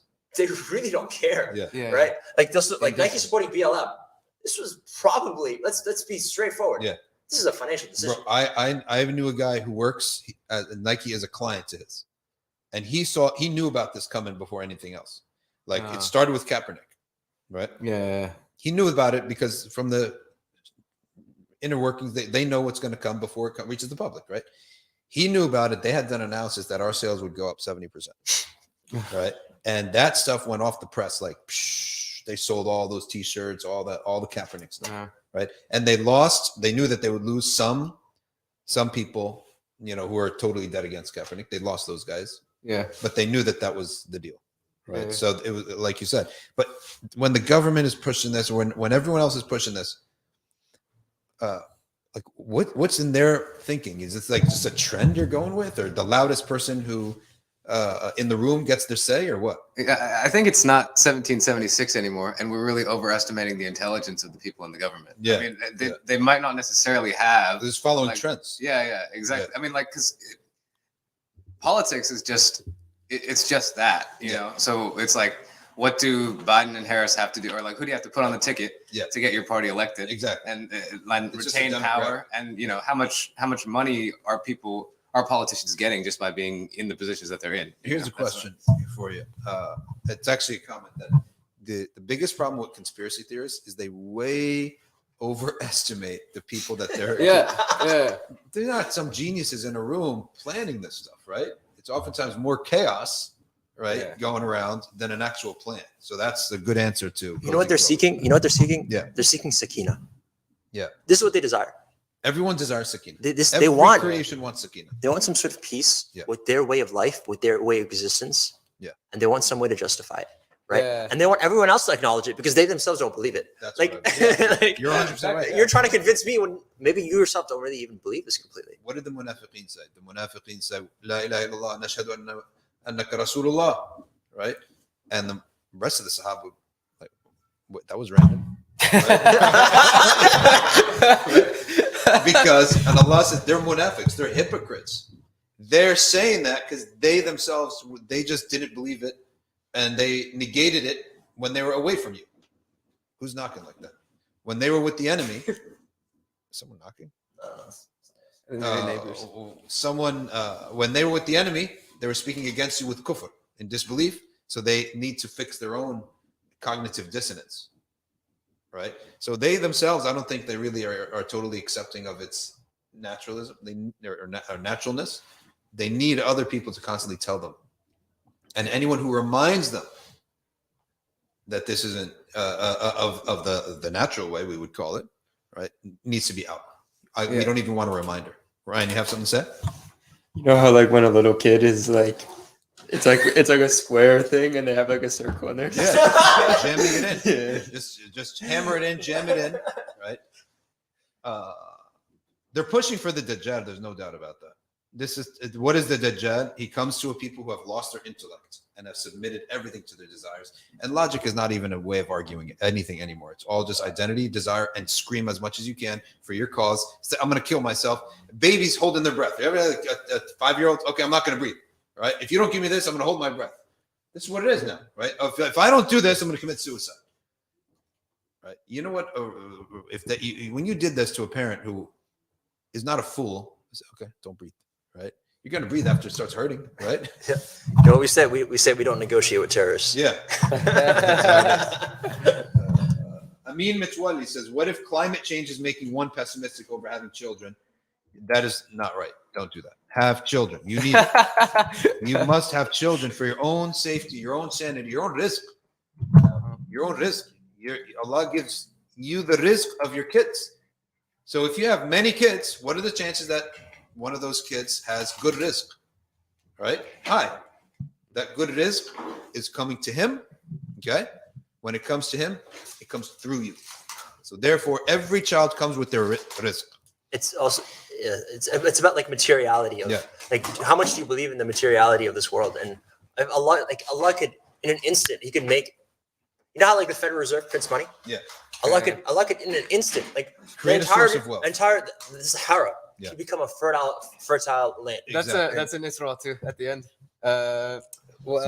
You know, the English is like, you know, if you even if you had like the treasures of your Lord, you know, you would still withhold. You'd be stingy. Oh, Yeah. And subhanAllah, the world was pretty much completely, its history was done, and then they discovered the New World. 2 massive continents, Canada, North America, Central America, South America, were discovered technically, right? But in general, though, all the history of the world was there, right? Yeah. I'm sure they had history, but it wasn't like, it was sparsely populated, right? And then this whole half of the world was discovered. They didn't know it existed, right? So We have more room now, more centuries to live. Likewise, it's a false belief, and don't go around this belief. And anyway, even if you believed in climate change, it's not like it's going to happen like the movie, like some kind of movie where it's going to happen really quickly like this. Not that I believe in. And if it does, die with your kids, right? At least die with somebody, right? Rather than dying by yourself.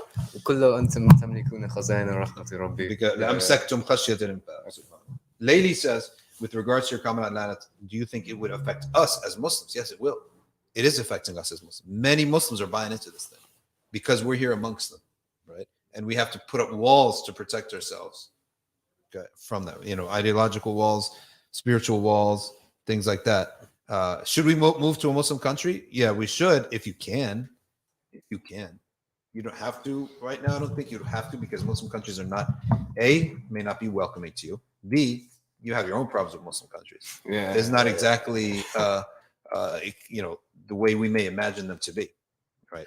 A lot of these fitna are there too. Another thing, the point that you make often is like, we're seeing the results of this. Yeah. Like, we know the issues that exist with postmodernism. Like, you'll have people in the US that are critiquing postmodernism and like are like this move towards quote unquote progress to what? Yeah. Right.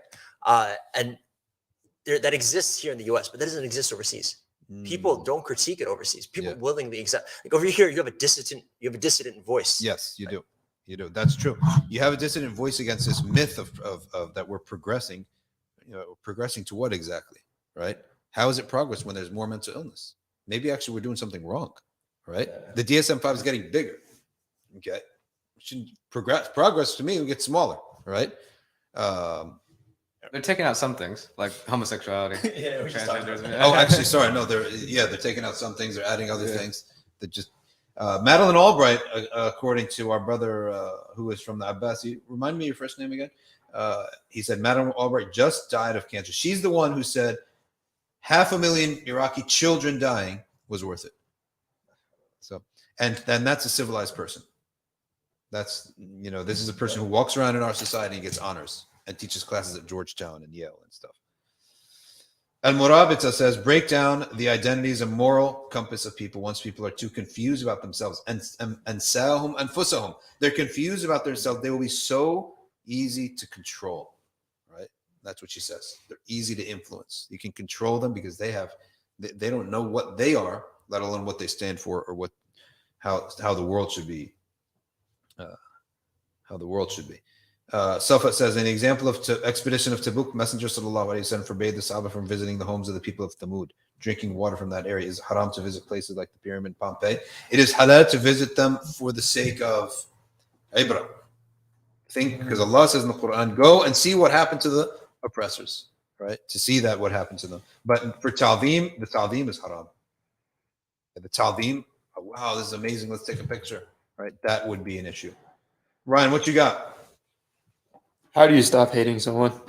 How do you stop hating someone? You go back to the car right now. One thing is, if you ever try to stop a negative, the negative grows because you're giving it a lot of attention. So the one thing is displace your attention by thinking of somebody that you love. Number two, every time you think of the thing that you hate, don't say, stop thinking about that. Rather, turn your attention to thinking about what you do love. Secondly, one of the best ways, if you hate somebody, is to think about their problems, their issues. There were two people who had a feud. And then one person, they discovered like the domestic life of the other person was so bad. They actually had sympathy for them. Okay, so think about the harms that they have, that they're going through. The problems that they're going through is extremely beneficial for you to have some soften your heart towards them. But in general, anytime you want to stop doing something, the answer is to supplant it with something good. So you don't keep telling yourself, let's say in diet, stop eating carbs, stop eating sugars. Rather, you say, hey, look at this model. Don't you want to look like that? Right? And make that your obsession. You'll forget about the donuts, right? That's called anorexia. Body dysmorphia. Also, Chef, dua. Yeah. Dua for those that you hate. Yeah. It's like making sincere dua. Making dua for them will engender you to soften towards them. So, but Cozy Chloe says there are these think tanks where these serious, devilish geniuses, that come up with these ideas, which is true. Definitely true. Definitely true. Omar Abbasi is his name.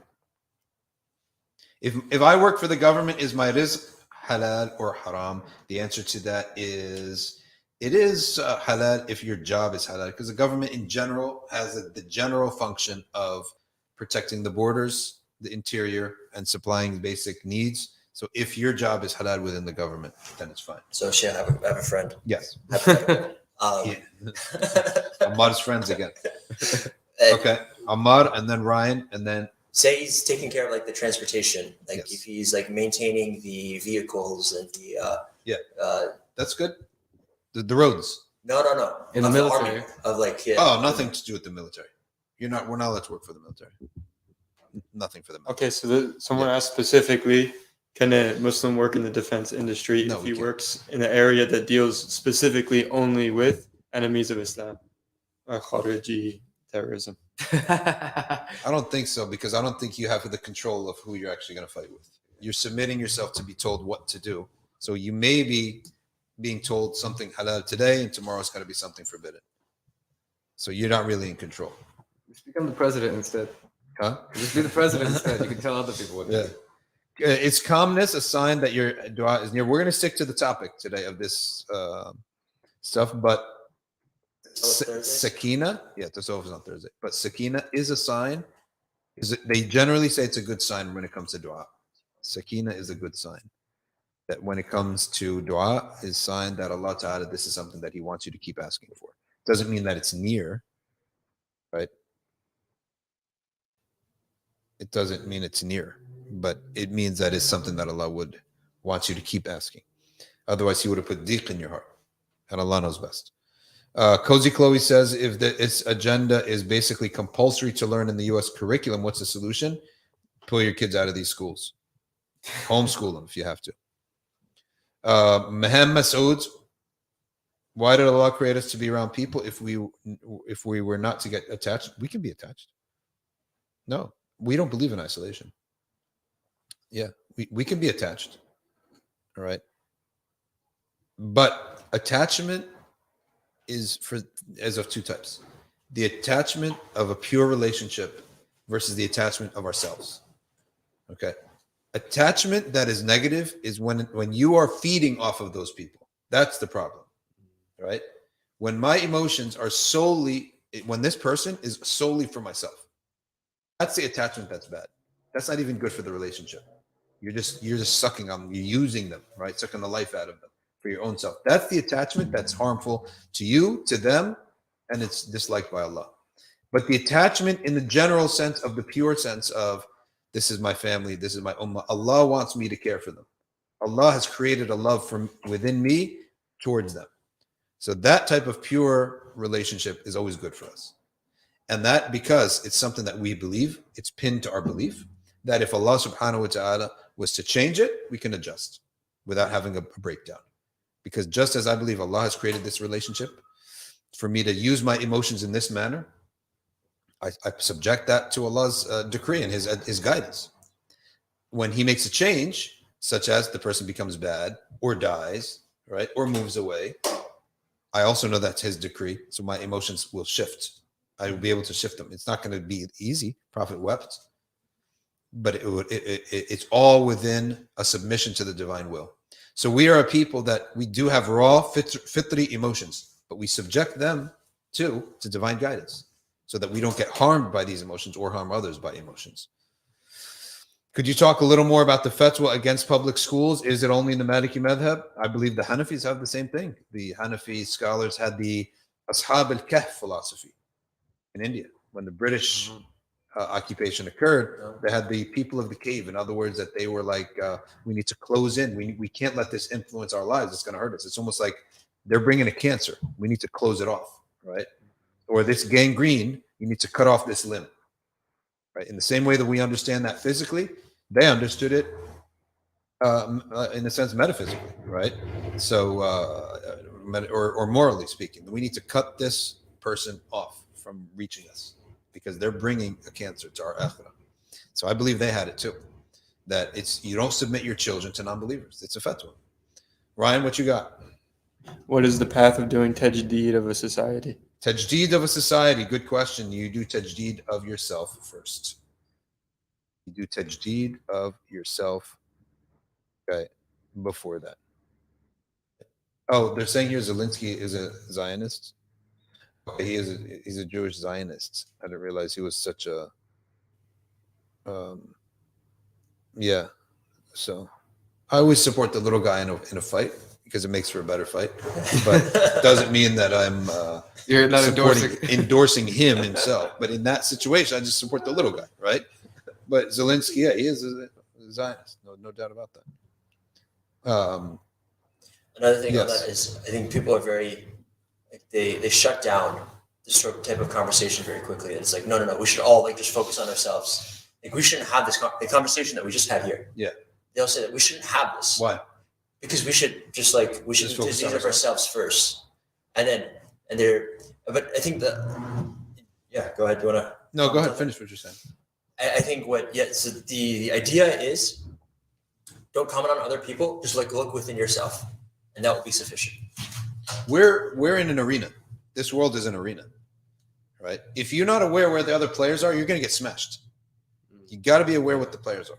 You got to be aware what the other Muslims are going through. So today, I guess it's affairs of the ummah related to us, right? Like related to these laws that are trying to be passed in Florida, Texas, what Marvel's doing. It's related to us today. The Prophet ﷺ said, whoever does not care about the concerns of the ummah is not one of us, right? We have to be concerned with the affairs of the ummah from that perspective, but also from the perspective that we're in an arena. You're going to get smashed if you're not aware. Your head has to be on a swivel, right? Because we're not exactly the big guy anymore. We're not a big player here, right? Muslims are not a big player in the world.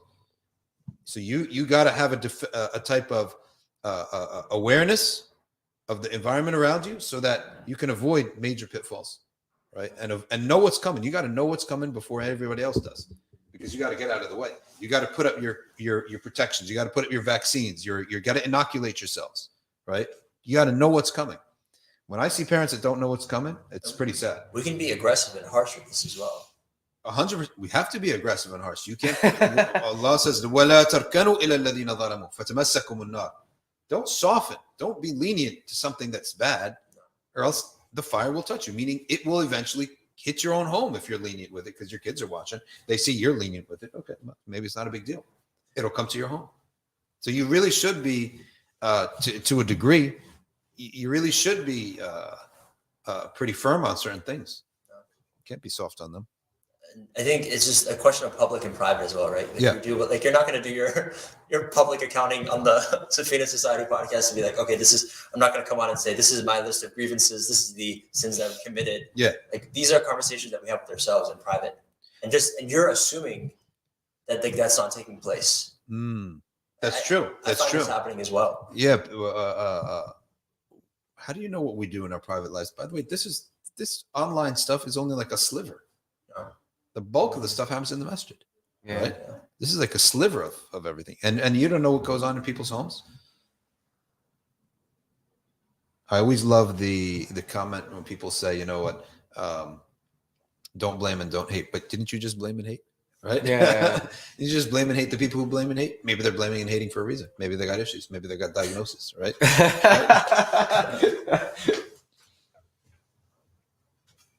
Is Turkey a good place to raise one's children? Can't comment. Never raised children there or talk to people who raise children there. But I know some Americans who did go there. Did you read that an Islamic government banned girls from going to school today? No. Which schools? That's education of women is so important. People think it's a terrible thing. It's best. Who's doing the educating? That's the question. Yeah. An uneducated person is never good, right? That's why the Prophet ﷺ said, seeking knowledge is an obligation on every male and female Muslim.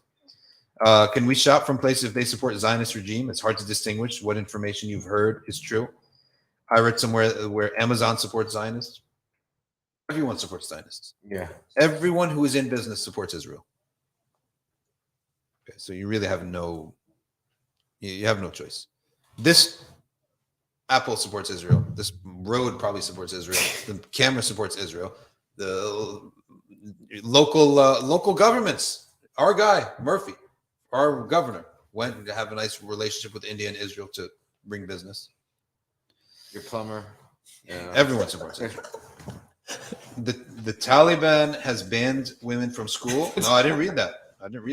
I mean, that's not surprising, is it? Yeah. Are we sinful for shopping these places?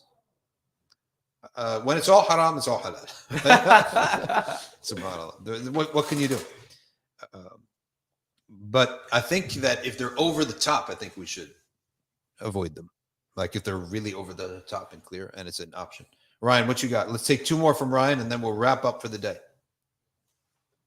How do we reconcile our belief in rizq with instances when people have many children but apparently cannot feed them? How do we believe in rizq, but people have many children sometimes and they cannot feed them? What is our belief in rizq? Is our belief in rizq that Allah has to give everybody what they want? It's not our belief in rizq. It's not our belief in justice either. That Allah has to give everyone equally, or Allah has to give everyone enough? No, that's not our belief in rizq. Because corruption in the land can become so much that it nullifies the barakah. That's what we believe in, right? فَبِمَا كَسَبَتْ أَيْدِيكُمْ, Allah subhanahu wa ta'ala says that the corruption in the land is because of what your hands have done, not the poor person, but the poor person lives in an ecosystem. And the rich and the rulers, we live together with the rich. We live together with the rulers. We live together with the military. All of our actions influence each other. So when there is a problem, we don't blame it on Allah. We go look at what is our ecosystem doing, our economic system, and the people involved in it. Probably there's going to be an answer. They're corrupt. They're stealing, right? So it's not all something that when things go sour, we ask Allah what happened. Allah is telling you happened, right? Your people. فَبِمَا كَسَبَتْ أَيْدِيكُمْ, what your hands have sown, which is not necessarily you as an individual, the world that you live in, the country that you live in. How many of these rulers are corrupt? They take all the aid from other nations for themselves. Yeah. There's also the theodicy that Sayyid Nursi provides. Mm-hmm. What does he say? He gives the analogy of, say that you are in a prison. Yep. And you have a child in this prison, right? And some time passes, there's a gracious ruler now. Mm-hmm. And the gracious ruler says that, you know what? The time has come. Let me take care of your child. Mm-hmm. You still have to stay in the prison, but I can remove your child, right? And he can come and he can stay with me. Interesting. Okay. Right? And I will take care of him and you don't have to worry about him. So what's the logical response here? Yeah.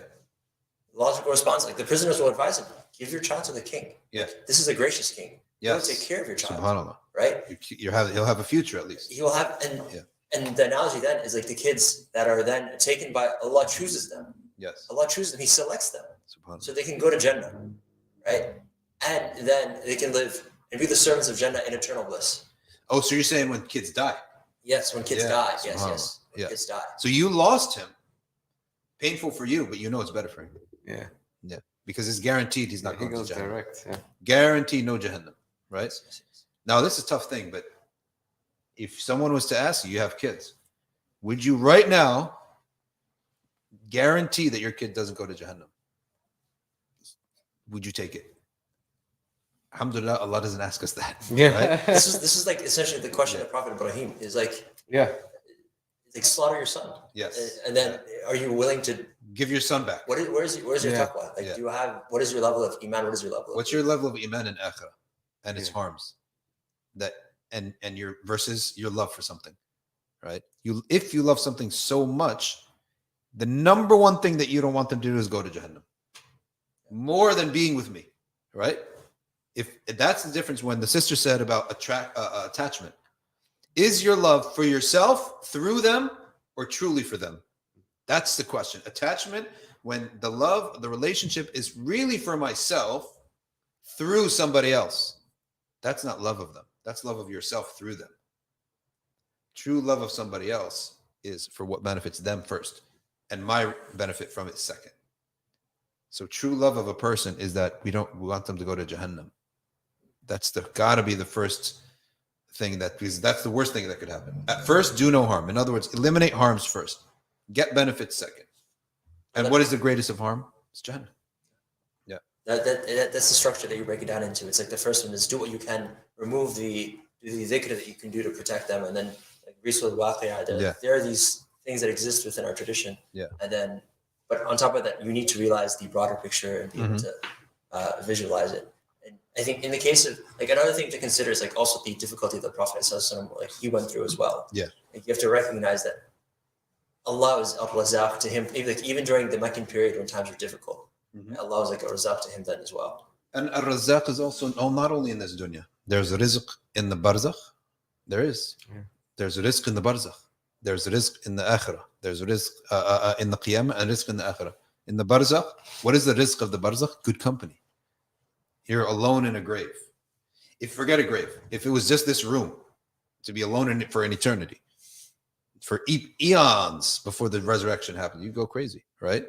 It's a type of punishment. But Allah gives you rizq there, company. Who's the company? All of your good deeds come in the form of people, right? They come in the form of people that keep you company. A couple of announcements. If you're a sister and you want to be part of something in Ramadan virtually, you can be part of the virtual khatm, which is going to happen through NBIC and Safina Society collaborating on it, which is basically 6 p.m. Eastern Standard Time every day. You're going to get on Zoom, and either you could listen in or you could follow along, and you can volunteer to read. And every sister will get a little bit, reading a little bit every day at 6 p.m. And it will be like monitored, but there will be like a lead, and they will assign and unmute each sister to read a little juz every single day, starting from April 1st. 6 p.m. on April 1st, which is the first night before Ramadan. And then the brothers, if you want to do that, 6:45. Same thing. Go to nbic.org and look for the virtual khatam. The links will all be there. You just log into the Zoom link, click on the Zoom link, and I'll moderate a day. Kareem O'Day is going to moderate a day, and Ryan will moderate a day.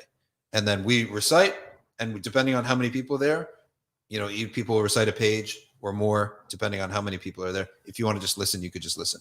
So that's the virtual khatam for the brothers at 6:45. Virtual khatam for the sisters. 5 o'clock, not 6 o'clock. Virtual khatam for the sisters is at 5 o'clock. Okay.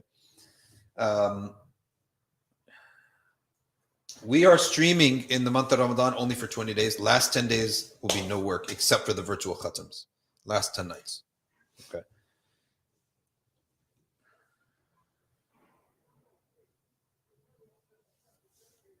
Can we read a khatam on behalf of a deceased relative if they're Muslim? Yes.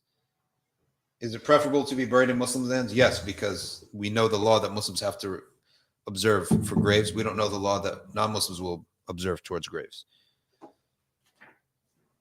Can you talk about praising somebody and throwing dust in their face? It's not good to do false praise to somebody that ruins them, right?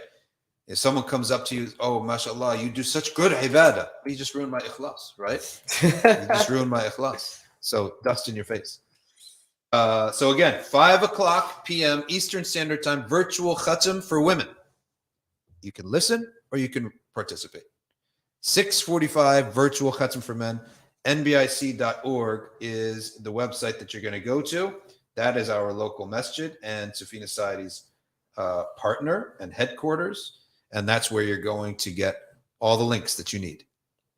And if it's a Friday night, if it's a Saturday night, if we have Friday night, we have community iftar.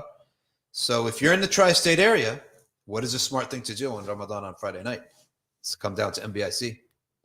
Park your cars. You have iftar.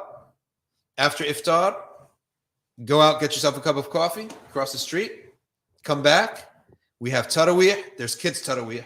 And then we have a short break after Taraweeh. And then the party starts. Dhikr, right? Dhikr all the way to who knows when. Okay? That's how we party. What can we do? That's the party for Allah subhanahu wa ta'ala. Dhikrullah, dua, istijaba. Can somebody pray Taraweeh? Only if it's short surahs, yes, you can. And the minimum of Taraweeh is 2 rakahs. All right, folks. جزاكم الله خيرا. سبحانك اللهم وبحمدك نشهد أن لا إله إلا أنت نستغفرك ونتوب إليك. والعصر إن الإنسان لفي خسر إلا الذين آمنوا وعملوا الصالحات وتواصوا بالحق وتواصوا بالصبر. نسأل الله سبحانه وتعالى أن يتقبل منا، ويسأل الله سبحانه وتعالى أن يلهمنا رشدنا، وأن يلهمنا الدعاء الذي يريده لنا ويرضاه لنا ويبارك لنا فيه. اللهم ألهمنا رشدنا، اللهم تقبل دعاءنا يا مجيب يا مجيب يا مجيب. وصلى الله على سيدنا محمد وعلى آله وصحبه وسلم، والحمد لله رب العالمين.